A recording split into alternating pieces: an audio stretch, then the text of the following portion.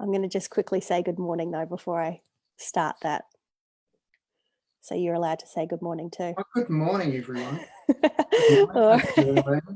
All right, we're going to roll into something. So hang on a sec, everybody, and enjoy watching this wee video, and then we'll get started.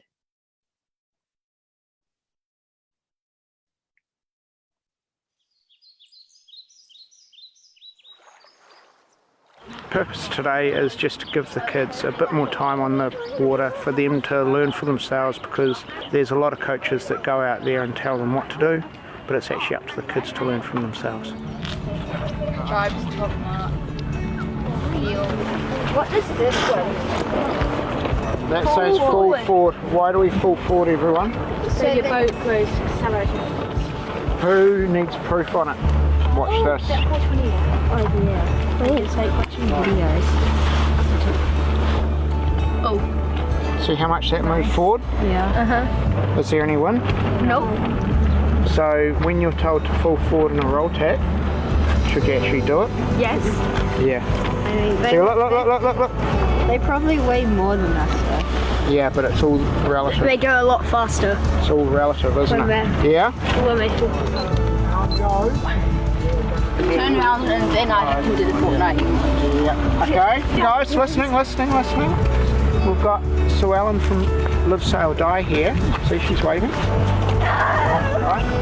The main reason she's here is to make sure that you guys are going at 100%.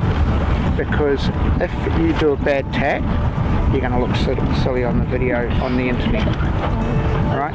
If you don't have your arm up for the top mark rounding and dump it down because she's just videoed it, you're going to look really silly. If you're 6 boat lengths behind the start line, you're going to look really silly. So she's actually the performance coach here.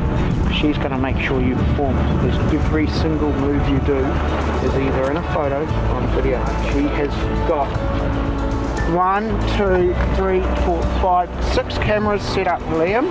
Oh. So, especially for you. You focus on Liam, but there's 7 Okay, guys, listening up. It is 11:36. First start is at 11:45. I have a question. Who should I give my GoPro to? It's up to you, Brownie. Danny. You Danny? Yeah. Alrighty, Danny. Do you want to show me where your boat is? Okay. Okay, guys, you guys got 7 minutes to 2 minute guns. You've got to get out there.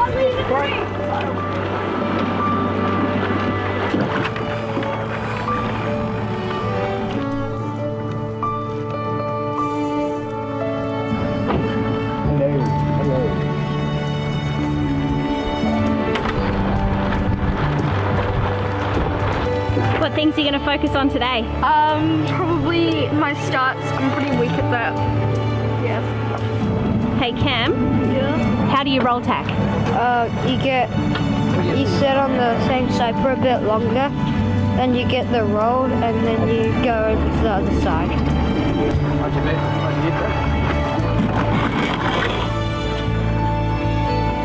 45 seconds. 25 seconds, lots of boats over. No numbers, 4702, Bop. 4580 is over. 5, 4, 3, 2, 1. Beep, beep. No numbers, it's over.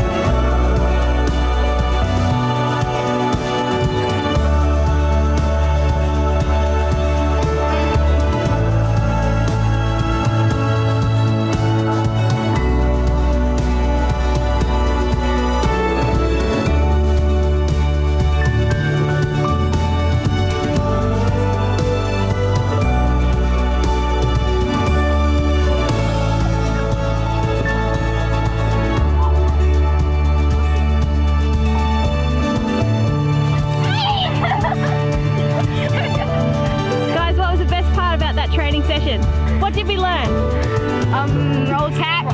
Yeah. Lots of driving. Lots of tacking. What about starts? Yeah. Starts. Who had the best start? I had one good one. I had average starts. Is this a great way to spend a Sunday? Yeah. Would you prefer to be at home doing chores? No. I really enjoyed doing the 15 roll tacks upwind and the 30 jibes. 30 roll tacks and the jibes were pretty, especially the 30 jibes were quite hard. But yeah. I really enjoyed the starts and the tacking, and I think I really improved my tacking now. Is Brownie a good coach? Yeah, very good. Guys, I reckon you can fit 2 more people on that seat at least. Look, there's a seat. I need my elbow space. Wait, no. Who learnt off the start about holding a lane? We do that thing so then you guys learn how to hold a lane, and then if you talk to people like the more experienced ones being overseas, they'll tell you how important it is to hold your lane off a start in a big fleet. Roll tacking. So we talked about falling forward. The tacks were probably 100 times better. There you go, guys. Well done. See yous. Oh, Back in the good old days, Oh we my were allowed gosh. outside. That was awesome. I almost got a little tear to my eye just then, just watching that. Oh my goodness, I kind of think I need a moment. Yeah, exactly. No, that was pretty cool, eh? Oh gosh, I mean, so we did that back in 2018, winter 2018, and that was not long after I made that very scary decision to take Live Sail Die as a full-time job. And I remember we spoke, and you were like, just get yourself down to Lake Poopuki, come and check out these amazing kids. And oh gosh, Yeah, exactly. No, it's Just pretty awesome, eh? definitely need to give me a moment after rewatching that one. Looking So- forward to getting back into that sort of stuff later on this winter. Yeah, fingers crossed. I mean, Exactly. looking back at that, you just, those kids, some of those kids that we just watched in that video, well, they're all still sailing now, but gosh, they've grown up so much, including your own boy, Cam, Yeah. who's an Opti sailor. Yeah. Oh, look at that. Anyway, right, let's get into it. So for those that have just tuned in, we are now live with Andrew Brown. Brownie, you've gone really dark again. I've gone dark again. Sorry, hold on. Let's try this. So Doyle Sails One Design expert and coach, Olympic level coach, and sailing dad. Yep. I actually look back on things, and I've been sailing a Young 88, and we've got a WhatsApp group, a lot of us from the South Island in New Zealand, and all sharing a whole lot of photos and old news articles and all that sort of thing.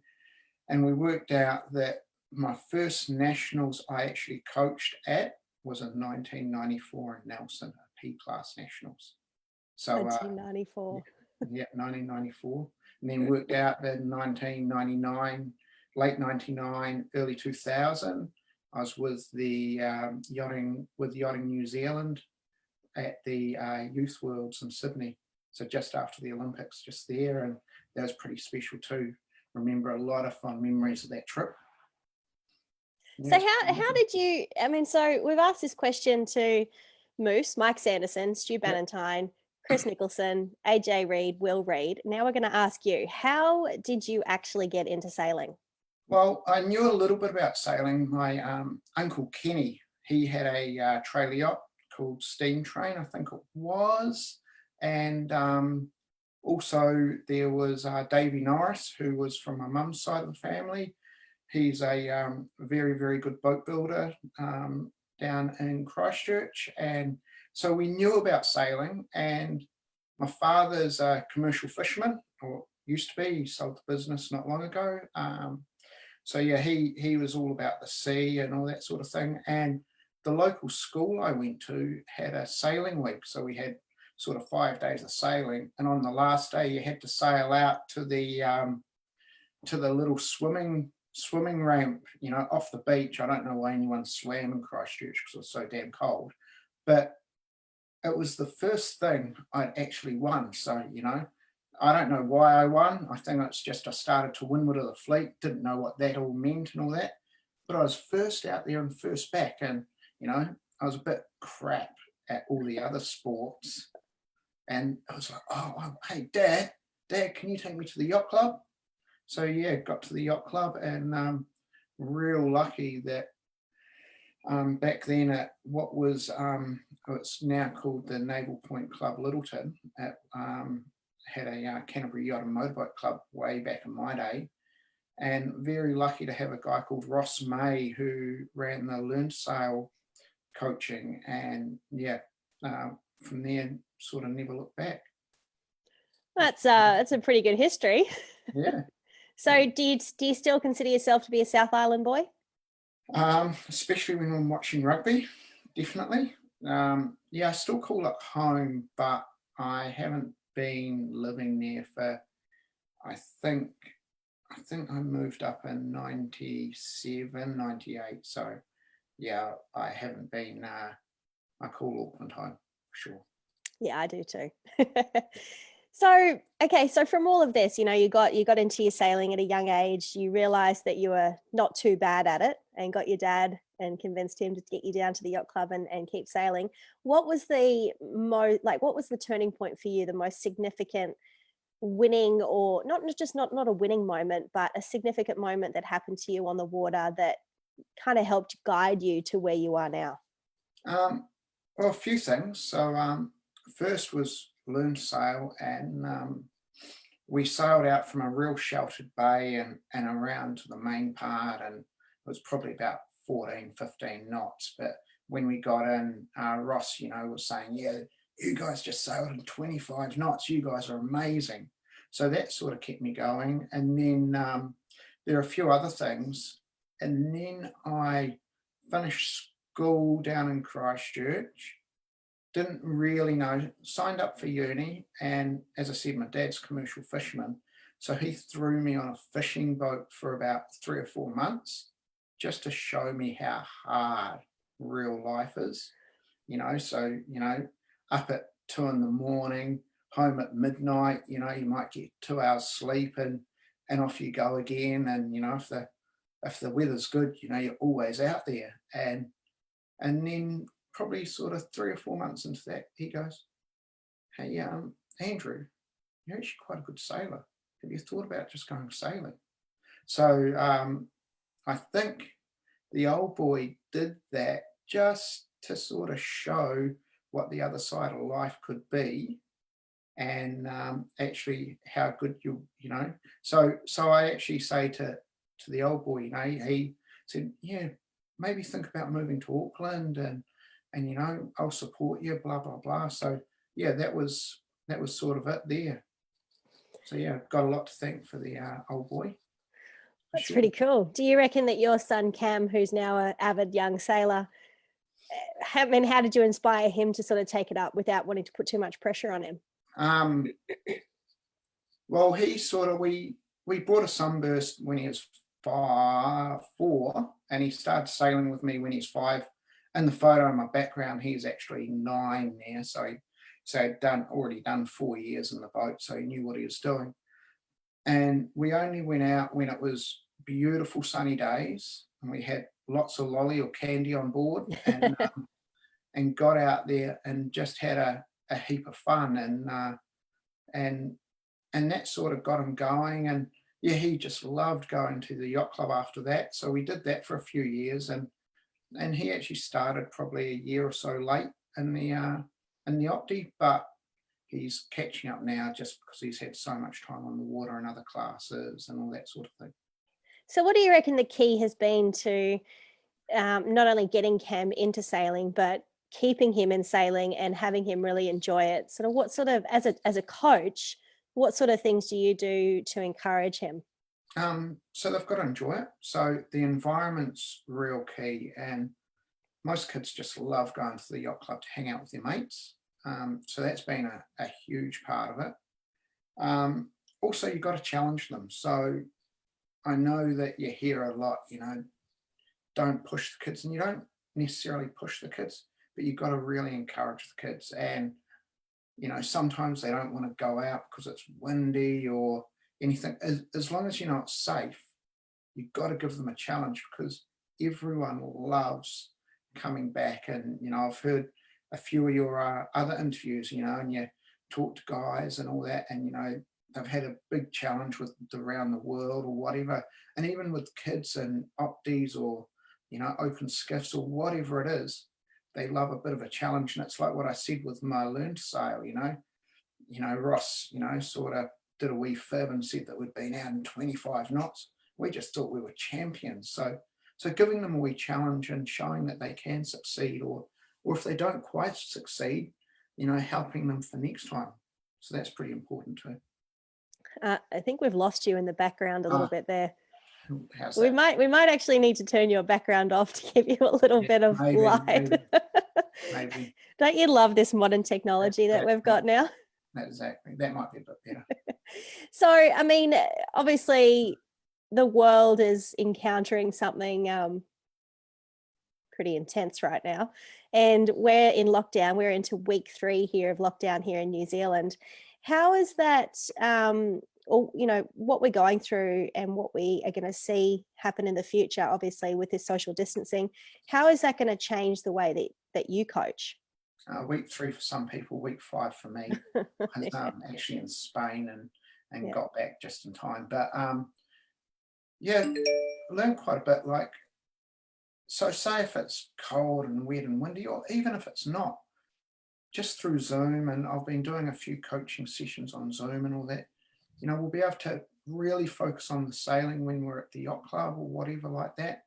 And then, we can all go home after that, and with share screening and all that sort of thing that you can do, watch the videos on Zoom and really take our time in the comfort of our own homes or wherever we're living, if we're overseas and all that at regattas, and really do some things like that. So I think also, a lot of people are going to come out of this and the first thing I want to do is go yachting. And I know that that's the same with a lot of other people. So, just making sure we're out there and enjoying it and all that sort of thing, and learning along the way too. I cannot wait to get back onto the water. I was talking to some friends last night and we were all just, oh my gosh, we're going to do this. We're going to go to this regatta. We're going to do this. And I'm like, how about we just get out there first and then we'll see what's going to happen. Exactly. Now, in lockdown, we've been keeping quite busy. And I know that you've been keeping one of your family members, Cam, again, your young sailor, quite busy as well. I'm just going to show a quick video of him in your extremely large, massive swimming pool. Exactly. All right, just let's see if we can get this one. Hang on a second. Let's just make this full screen here. What are you doing, Cam? Yeah, and what are you practicing? I'm going around a circle. Is it like pre-start stuff? Yeah?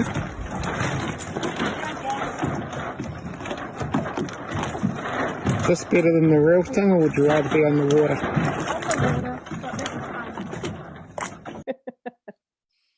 Yeah, so that pool is 15 feet wide at the top, about 14 and a half, and an Opti's just over 7 feet. So he had a sort of a boat length around him. So he just wanted to go in the water. So he had a bit on there, didn't he? Yeah, he had a bit on. Luckily, no boats were hurt in the making of that video. So. I was just going to say, I mean, I got a little bit worried there with the centerboard potentially hitting the stone stairs inside that pool. Yeah, exactly. What was really cool about it though is in New Zealand, or in Auckland especially, we sail off beaches a lot. So there's a lot of sand and stuff. So he did a few capsizes afterwards, and we got to wash the whole boat out. So that was pretty cool too. And now there's sand in your pool. Yeah, but that's all right. So how long did it take Cam to go, oh, I can't deal with this anymore, I have to go sailing? That was probably on the Friday, and I think we went into lockdown on the Thursday. So yeah. Well, there you go. But we've kind of lost you in the background again there. Again. I'll step forward a bit. So we've got this, we've got another little video here as well, of Cam. And once he did the sailing part, he then did this part. Let's, oh, hang on a second. Still learning how to drive all of this.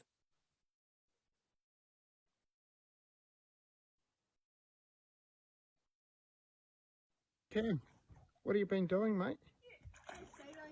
And now what are you doing? Oh yeah. And what were you practicing with your sailing? Cool. Sweet. Enjoy. I mean, That's the washing of the boat. you got to keep kids busy, right? Yeah, exactly, We'll come back to your other forms of child coaching a little bit later. But tell me, have you spent any time in the super yacht world? I've done a regatta or two, and yeah, the last one was Millennium Cup about 3 or 4 years ago up on the beautiful Bay of Islands, and yeah, that was pretty awesome. So yeah. But what do you prefer out of all of that? Do you prefer One Design dinghy racing, One Design keelboat racing, or do you prefer the other kind of racing? I mean, you are the One Design expert. I actually enjoy all of it, really enjoy all of it. So different points, like I did the Young 88 Owners Nationals, which is an 8.8 metre keelboat, very similar, and really enjoyed that because, you know, you're sailing with a whole lot of your mates. Dinghy sailing I love because it's usually just you or you and one other, and you can really affect on you know, how your boat goes and all that sort of thing. And the super yacht stuff that I've done, it's just, you know, amazing, spectacular.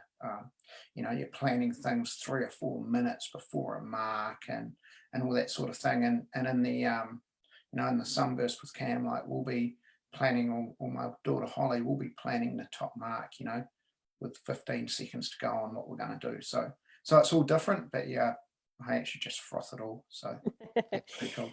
So as a coach, I mean, you coach everything from, you know, kids that are sort of just getting started right up to that Olympic level.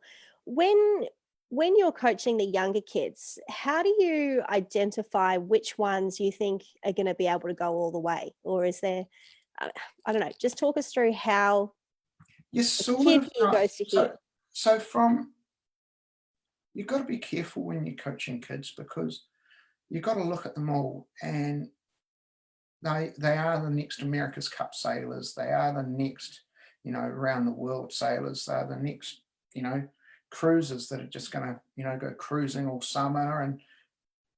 And yeah, you get to see the talent there, but especially in the Opti, it doesn't matter if you're not the best Opti sailor. That doesn't define you. What defines you is how committed, how keen, how much you're willing to learn. So you might see a kid that is really talented and winning. That doesn't necessarily mean they are going to be the best, but you just can tell with some of them, and there is usually, you know, only 1 or 2 every 5 years, that 5 or 10 years that come out that you just know, you know, it's going to be pretty special. So I'm lucky enough to have seen a couple of those. So Which ones have you seen? Saw Pete Burling when he was 12 or 13, and I just helped him out on a couple of weekends, or the Tauranga kids a couple of weekends. And it's not just Pete Burling down there. It was about the environment in Tauranga. So you can go, you know, there's Pete Burling, there was Sam Meach, who a few may know of, there was Molly Meach, there was Tom Saunders, who's a great laser sailor, there's Jason Saunders, who's been a great NACRA sailor and 470 sailor as well. So there's plenty, and there's a guy called Bruce Kennedy and Darren Kennedy who were really good too, and Bruce actually makes rockets now, so that's pretty cool. And yeah, there's, you know, there are plenty of people that, you know, made the difference. And I think in Tauranga, they won the Starling Nationals, which is another single-handed class back in those times, about, I think, for like 7 or 8 years in a row. And so, yeah, you know, got to see Pete, but that was the environment that they grew up in that was pretty special, which was cool. And then, yeah, there's one or two, we were having a laugh. As I said, I was in Spain, and there's a 15-year-old there, and, you know, we were talking, someone asked me how many nationals I'd won, and, you know, I'm in my, you know, early 40s, and yeah, I've won 20 nationals. That sounds pretty cool.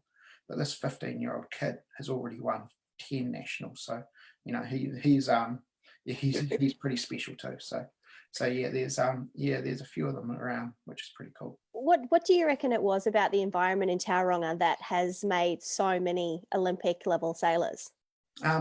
So they were, you know, Tauranga is quite a small place. One dinghy yacht club, so you all sailed from the same place.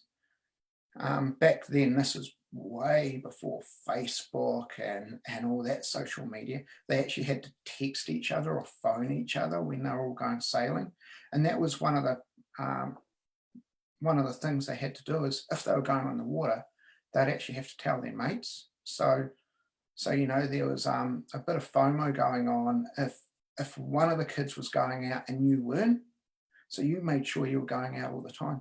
The other thing is they kept it real fun. So, you know, they might sail their starlings one day, and you know, then there's a Wednesday night race, so they'd jump onto a Elliott 5.9 or a keelboat and sail that, and then there'd be teams racing on a Thursday and this and that. They'd sail a whole lot of different boats as well, but basically they all worked together. They had some really keen and really smart parents in the background helping out, and yeah, they were very, very diligent with their time and what they were doing, but mainly they all had fun and they were all mates on and off the water, but yeah, they were pushing each other. Do you think that becoming one of the best sailors in the world, that you should definitely try different classes, not just stick to the one class all the time? Oh, for sure. Like, especially when you're a youth, because being, you know, it's all about learning, and it's all about, like, there's a little kids foiling boat that we'll probably talk about later coming out, and like, that's, you know, yeah, you can be an Opti champion, but you should be able to foil a boat, you know, a different boat, and sail a double-handed boat as well. You've got to learn to sail with someone else, you know, as early as you can, and just keep having fun and enjoy it and get as much learning in as you can. New Zealand's been pretty successful, and I've had some chats with overseas people with, why are you so successful in youth classes? It's because, you know, the kids are out there trying a whole lot of different boats and getting into youth classes real early. You know, 13, 14, 15, they're out sailing 420s, 29ers, you know, dabbling in a laser. That's pretty awesome. So just want to go back to, obviously, Peter Burling is somewhat well known within the sailing world. When you saw him sailing as a kid, what was it that you actually noticed that you went, oh, wow, this one's going to be a good one? I was staying at their house, and I think it was the Starling, and, you know, this is a 12-year-old kid, and, you know, been out on the water, and then, sorry, been lost again, there we are, Yeah.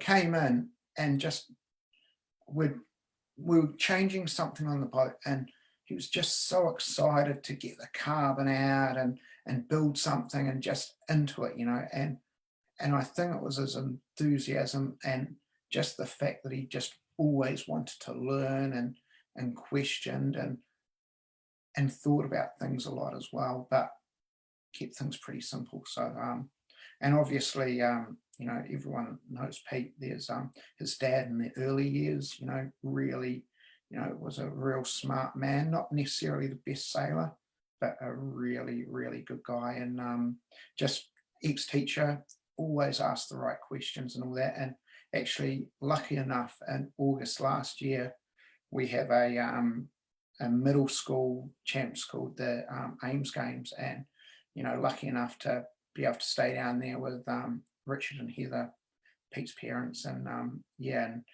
And it was great because I could just sit back while Richard took Cam and Cam's mate Alex on, and just, you know, mentored them for 4 or 5 days, and it was awesome. So it's all about encouragement. It's all about a positive environment, being surrounded by great people. That's actually what makes champions. Yeah, and learning all the time, and having a learning environment, not necessarily telling kids the answer. Yeah, but, true. Yeah, getting them to figure it out and learn. And that's the big thing, is like, you know, in the you know, in all environments actually, you know, we're all about learning. And you know, I think most Mike Sanderson said it in his interview, you know, if you surround yourself with better people, you're going to learn more and become better yourself, and that's the secret. Absolutely. So tell us then, as a coach and as someone who does teach the younger generation the grassroots sailing, and a kid's come off the water and they've just had one, you know, they've had capsizes, something's broken, and they've come ashore and it's full tantrum, and they're quitting sailing. That's it. I'm done. I'm not going to deal with this sport anymore. What do you do? I mean, as a coach, how do you kind of get around that and explain to them that everyone has to have bad days? What's the mechanism? What's the teaching criteria around that? Well, you just got to sit down with them and give them a moment to have their tantrum and get it out of their system for sure. But just go and spend some one-on-one time with them. And we have a product in New Zealand called CRC. It's like a WD-40, but CRC actually in coaching means you've got to compliment someone on what they've done well. You know, you've got to recommend something and then compliment them again, you know. So if it's a real bad day, you know, it's like, hey, you look great on the water. You had I loved how your life jacket matched your top. You know, hey, you know, out there it was 30 knots, and you know, when you've got to actually sit out on the side of the boat and try hiking a little bit. That'll help.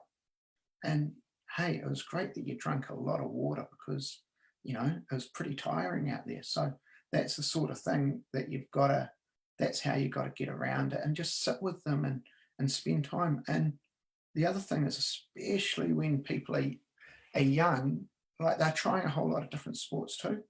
And sailing, you just got to know that not everyone's gonna take to sailing, but you've got to give them the chance.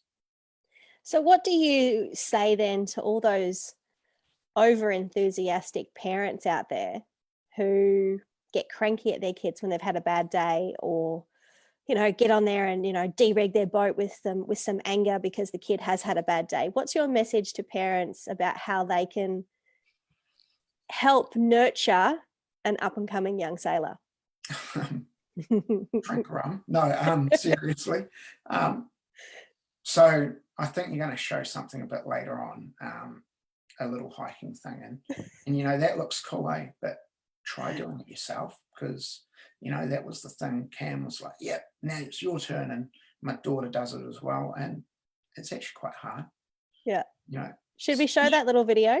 Yeah, although you haven't really answered the question though. And just for parents to realize how hard it is out there. And all kids actually, especially when they've started racing, are actually trying as hard as they can. There's, in all sports, yeah, they may not be that good at it, but they're giving their best, and that is all anyone can do, is give their best. Absolutely. Let's show this little video. It's only 17 seconds long, so I might play it twice. And this is the training that you're providing your son during lockdown. I had a real giggle when I saw this the first time. Okay. Let me just give me one moment here.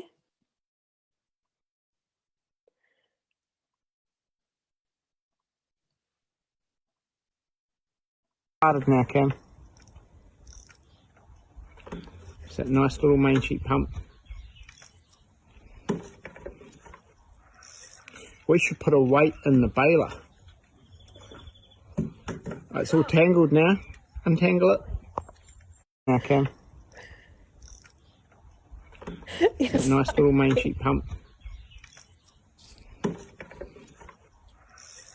We should put a weight in the baler. No. It's all tangled now. We should put a weight in the baler. Seriously? What was quite funny about that is I had to do it next. You didn't send me that video. No, that was pretty hard. But yeah, it was actually quite funny because we got given that hiking bench very luckily. Yeah, another parent's kid didn't really like hiking, so they gave it away, which was cool. No one likes hiking. Exactly. And it was actually, you know, hey, how can we do this? And it was yeah, so we built it together a bit, and then, you know, that was Cam's idea with the baling. So yeah, that was pretty cool. There's actually this one here. I'm just going to show this one because it doesn't have the baling, but this is quite cool. Hang on a second. My little share screen thing has gone. Oh no, here we go. It's just that looked a beautiful day, eh? There's just a nice light breeze. It would have been beautiful on the water that day. Oh, it would have been outstanding. Let's we're doing the right thing, staying at home. Absolutely. Let's share this one. The Mistreatment of Kids, part 78. We do 10 reps like this, up and down, 10 bales each side, and 5 minutes hard hiking, just to start the day off right. Yep. Yeah. So you're an encouraging father, then some would say. Oh, exactly. So, you know, if the kid can get through all this, you know, he must really love yachting.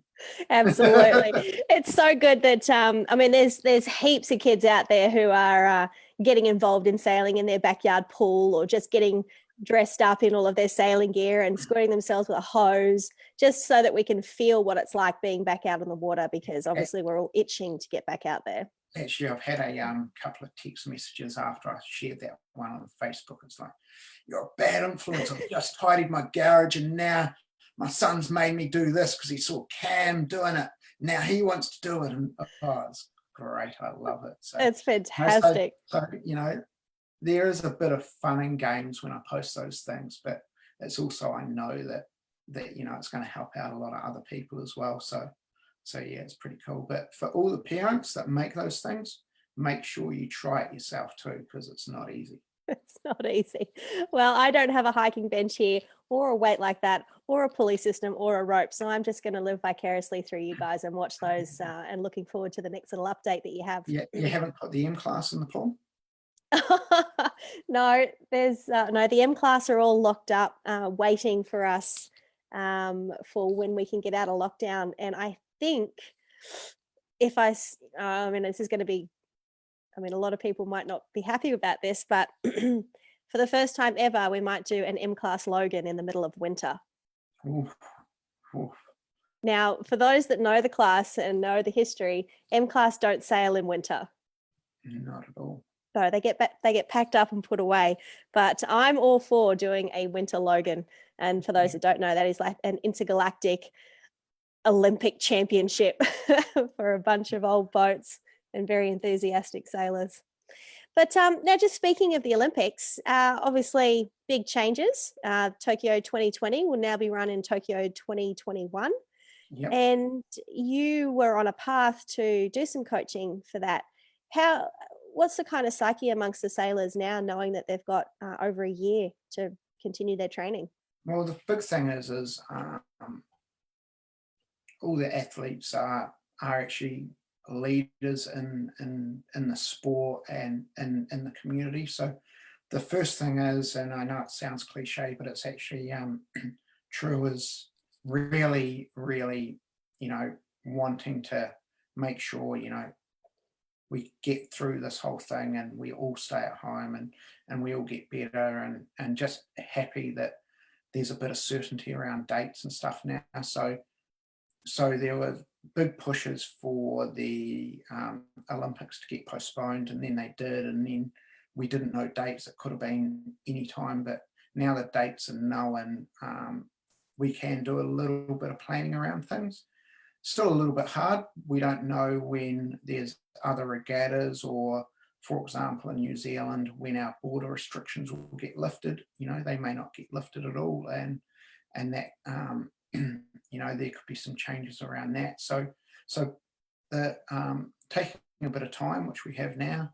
You see on all the Facebook and Instagram, there's the sailors are really looking after their fitness and mental health and all that sort of thing. So there's, firstly, I think, a lot of relief for the sailors that and all the athletes that they've done the postponement, and now it's around the planning and also seeing that it's an opportunity. There's an opportunity to get even in one more year, how much better can you be? So yeah, there's always opportunities there. So you definitely think it is a positive thing, and it won't hinder a lot of sailors, training progression, like reaching their peak? Now, for the sailors, it's all about, fighting this virus and making sure everyone's healthy. So that's the number one thing. And you can always change what you're doing. So for certain, it's not a hindrance at all. When it first got announced, I'm sure that a few of the athletes were like, oh yeah. And but yeah, especially in New Zealand, our sailors are really dynamic and are really flexible and real used to changing their plans. So yeah, that's an opportunity more than anything, for sure. And New Zealand still has to decide who is going to take the fin spot. Yes, yep. So that's going to be important, and I think the various committees will be meeting and talking about that, and talking with the athletes and all that sort of thing. So yeah, there's a few spots up for grabs, and just need to wait and get a little more certainty on upcoming regattas and all that sort of thing. But yeah, for sure, yeah, there's a few things like that. Oh, no doubt we'll all be waiting with bated breath on that one. Now, there's something else that you mentioned a little bit earlier about a new junior class that's coming into here in New Zealand. And I'm just going to show and share that image. And then I'm going to get you to give us a bit of a talk through what this actually is. Just give me one moment.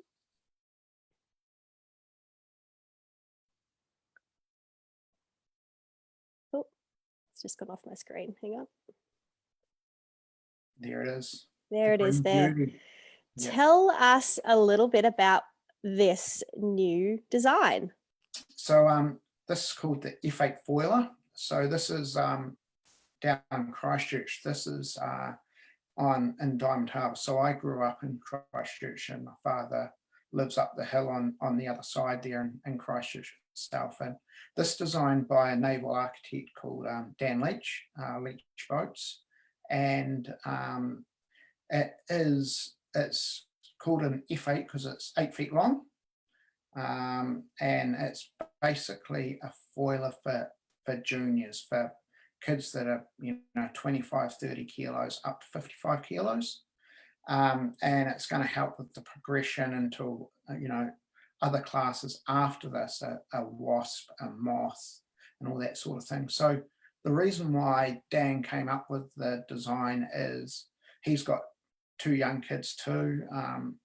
One's just starting out, Jonty Leach, Johnson Racing, and old Johnson gets pretty bored in the Opti, even though he's only about 6 years old and about as high as your knee. He loves going fast and loves being in the motorbike. So Dan was like, there must be a shed load of other kids like this as well.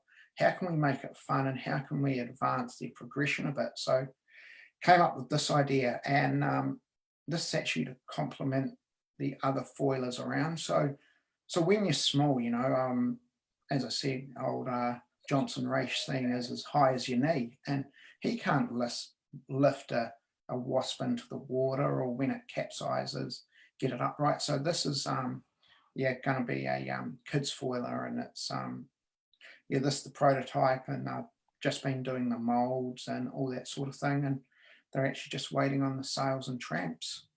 So how does this particular foiler then differ from the Wasp? Because we've seen a lot of young kids get into the Wasp, and they do have a smaller rig and a smaller sail for the kids that are a lot lighter. So how is this boat going to be So any different to that?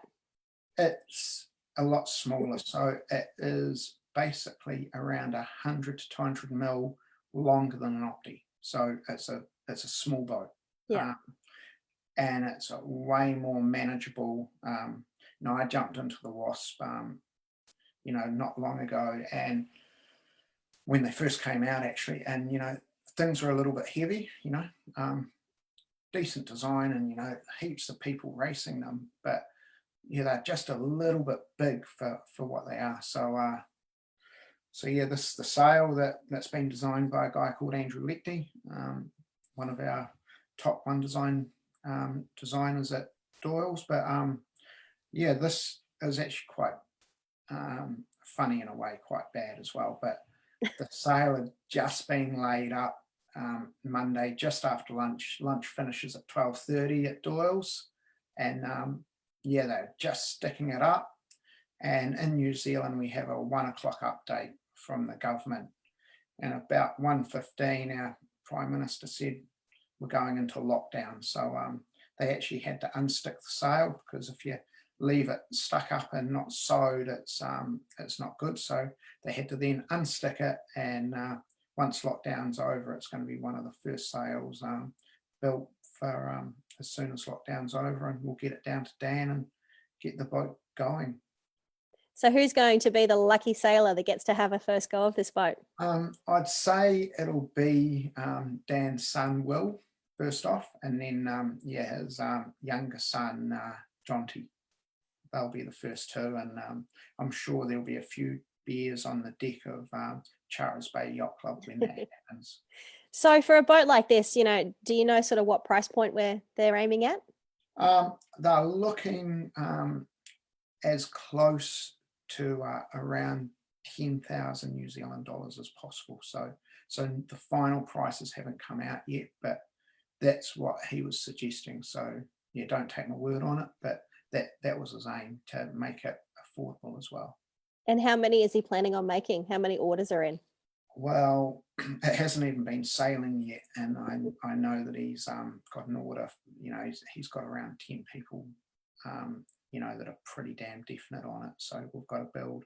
Once the prototype's all sorted out and we've got the final design, we'll be building 10 sails pretty quickly. So what do you think then is the progression for a young sailor? Opti, FA? No, it depends really, because we've had a few guys that in New Zealand and around the world that Blair Took, for example, he's pretty famous. We talked about Pete Burling before, but who's this person? Yeah, Blair, exactly. Oh, Blair. That guy. Yeah, famous for a mullet or something like that. But he never really did Opti. I think he may have done it learn to sail. I might be wrong there, and he's turned out all right. He's not bad. Yeah, not bad. But it's usually Opti. There's the open skiff there, but as I said before, just getting into as many classes you can. Like jump into a double-handed as early as you can. There could be some local classes in your country that you can do. Like in New Zealand, we've got the P class as well, and get in, and each boat will teach you something different, which you'll be able to take back to the boat that you're normally sailing. So you've just said that get into as many boats as possible. I mean, money doesn't grow on trees. How can a parent facilitate this kind of thing, then getting their kids into as many boats as possible? When you have a look at the cost factor. Yeah, well, there's always people willing to help. So the P class that Cam's got is actually owned by my father, and it was my boat way back in the day. How long I did, I think, I can't even remember what it was. I think it was the 91 and 92 Nationals. So we sold it on to a couple of people, and I think he bought it back in 97, 98. And we've lent it out ever since then, So there's people, I know you had AJ and Will on, and they've got a pretty damn good, it used to be a 37-foot boat, you know, it's a 39 footer, 40 footer, and 40 they're foot now. always taking, you know, younger, keen sailors out. And the Mm. sunburst I've taken, you know, I don't know how many kids we've taken out, and there's always people willing to help out and you know, jump on a boat if you're keen. People are willing to help you. You've just got to ask the question, right? Yeah, yeah. So there's a young sailor, Ben Beasley, and he just did the Round North Island race with his sailing buddy Nick Gardner.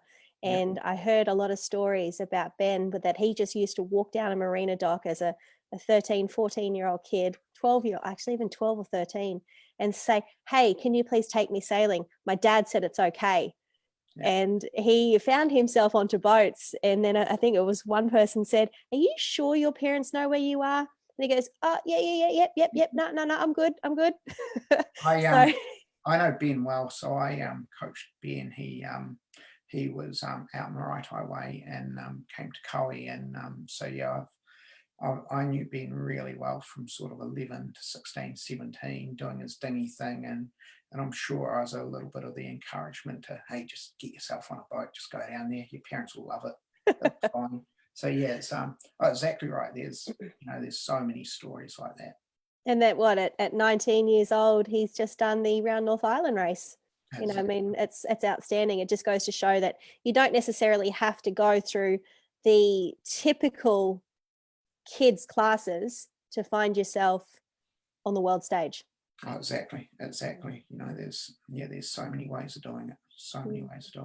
And I think I'm sure Mike did say, you know, like we've got some guys and girls and at Doyle's on the floor who are really talented at sail making, and they're actually people that, you know, that people see that and they, you know, they're taken up all the time, and you know, away here, there, and everywhere, always yachting. And you know, all of those guys and girls didn't come up through the typical way. And you know, Give us some examples of those people that you're talking about, because I mean, obviously I know a few of them as well, but yeah, just give us a rundown of a couple of those sailors that have started out as an apprentice on the floor, who have now gone on to do some great things in sailing.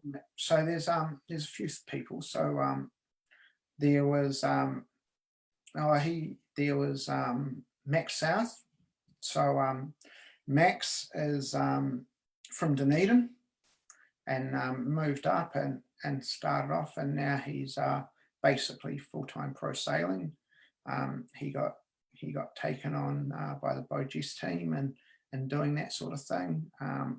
It's a guy called Taylor Below. He was working in all our service lofts and all that, and yeah, he's never around. Like, yeah, we have a bit of a standard joke that I'm always away at a regatta or something like that, but Taylor seems to be away more than I am. So, you know, and they're just two, but there's many of them, and there's a few guys and girls. If I was going to sort my do a campaign myself, there'd be a few of them I'd be taking for sure. And you've got Alison Kent as well, who does the Anarchy program, but she also did a leg of the maiden voyage around the world as well, and she's done Hobart's, and yeah, she's on her way. Yeah, exactly. So yeah, it's pretty awesome. So who is it that actually, I mean, we've all got our childhood heroes, our sailing childhood heroes. So who was your sailing childhood hero? Mine's a little bit different. Mine, so they were actually mentors of mine. So I was real lucky, as I talked about the environment before, you know, growing up in Christchurch and all that sort of thing. And two of my biggest heroes were actually brothers called Peter and Graham Mander. And I was so lucky to be coached by Graham and mentored by Graham massively, actually. So you know, back in the P class days, he got a couple of bits of PVC pipe and on my P class, and we made a boom jack one day and things like that. And the reason why he did that is just to, you know, show me if you hold the boom up, you know, your leech can twist off and all this sort of thing. And pretty complicated for a 13-year-old boy to sort of know at the time. But, you know, and then just realizing when people were telling me stories about them and you know, how famous they actually were, that was pretty cool, you know. And then growing up, you know, people that sort of touched our sort of lives, which, you know, we had Dean Barker come down and people like that, and you're just following through those guys, but no real heroes. The probably the biggest hero was a local back when I was real young, and that was a guy called Matt Stishman.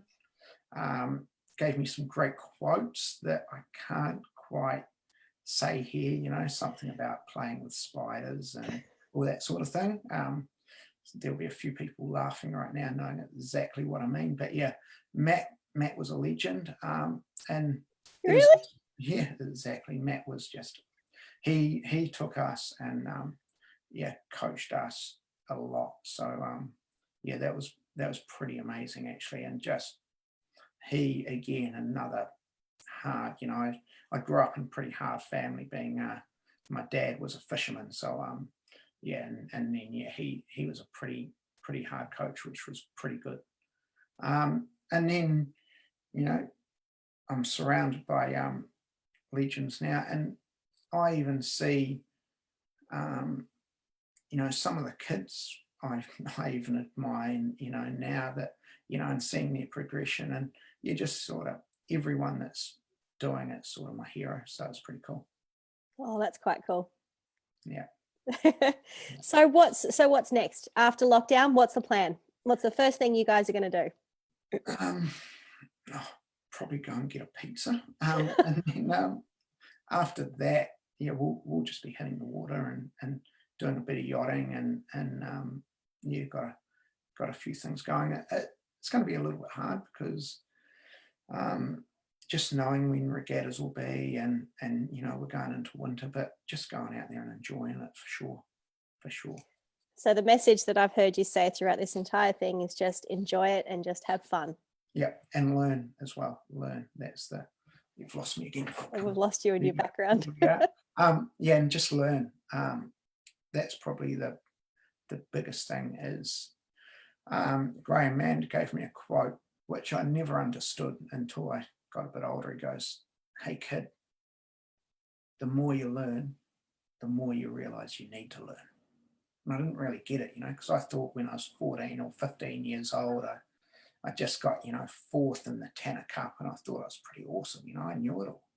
And, you know, and I'm still learning today, you know, as a coach.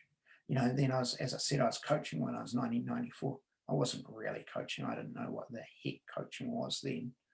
And, you know, just learning all the time. And I think that's a big secret in yachting is if you've got that learning mentality, you're always going to be learning, you know, and you know, just, and that's what I was meaning back in the time with, you know, Pete just frothing over things because he was learning all the time, and you see that, and having Richard there, you know, helping out and all that, and that's why I enjoyed that trip down to Tauranga all the time, because, you know, just reconnected with that and saw my own kid learning heaps there and all that sort of thing. So if you're learning, having fun, enjoying it, you're going to go far for sure. It's a pretty good message. And that message to parents who get a little bit crazy on the shore, what's your message to them again?